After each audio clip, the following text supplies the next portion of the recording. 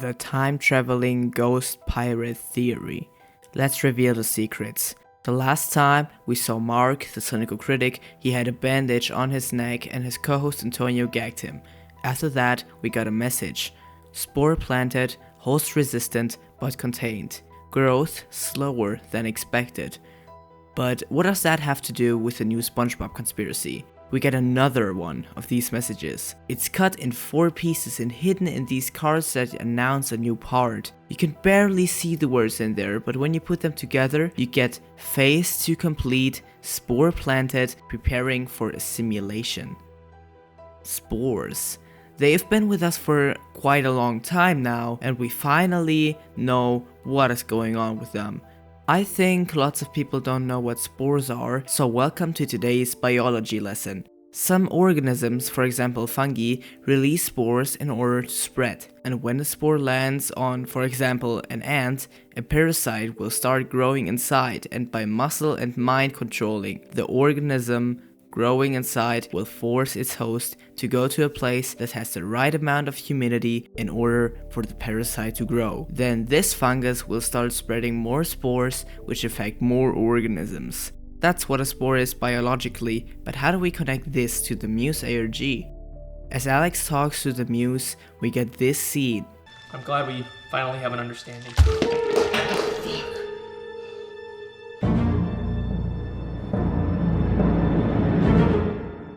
The Muse puts something inside of his neck. After that, we see Alex putting a band-aid on his neck. Does that remind you of somebody? The reason Mark was so uncomfortable was probably because the organism inside of him was growing and he probably ate the meat that was laying on the bed but later disappeared himself. We know that the main food a Muse wants is meat, and so do the baby Muses growing and Mark and Alex. As we know, Alex gave his baby Muse to his friend Wesley, and that's how they spread. Alex got his Muse from Victoria and she said a Muse gets you a permanent job and then leaves. But at the end of the video, we find out that Muses don't actually leave. Well done. Now, let's meet an old friend. Jared. He's in this shot. What does that mean?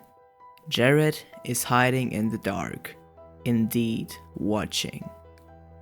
When Alex goes to visit Wesley, we see a website on Wesley's laptop titled Funding for Films. We also see a YouTube video. I'm going to talk about that in a second, but first I want to focus on this website. We see he's raising funds for a film and currently has $351. The sad thing here is that out of the 13 donors, 2 seem to be people from his family, Michelle and Arnold, and another donation came from Alex Bale. So it seems to be very hard to raise the funds for his film.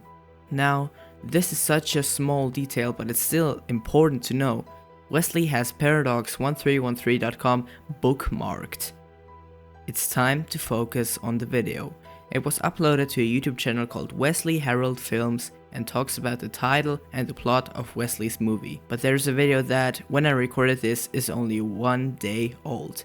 There he explains he got $56,000 from a studio and it even bought the rights to his movie, and that sounds like a great studio. What's it called? This is all thanks to a studio called HMF Entertainment. HMF Entertainment also made some changes to the movie, including changing the title from 813 Maple Street to 1313 Paradox Street. And they changed the plot so much. Wesley's film was supposed to talk about the stories his grandfather told him. But now, it's actually a movie that talks about an alien invasion in the Paradox franchise. Mark once talked about it. Wesley doesn't seem to be that happy about these changes. The film also now takes place during an alien invasion, which it's a little bit different from the initial pitch, but I think an alien invasion is a perfect metaphor for my grandfather's struggle with Alzheimer's. So.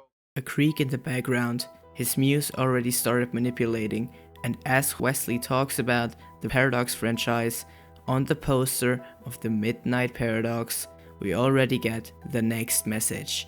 Phase to complete, host very compliant, begin phase 2.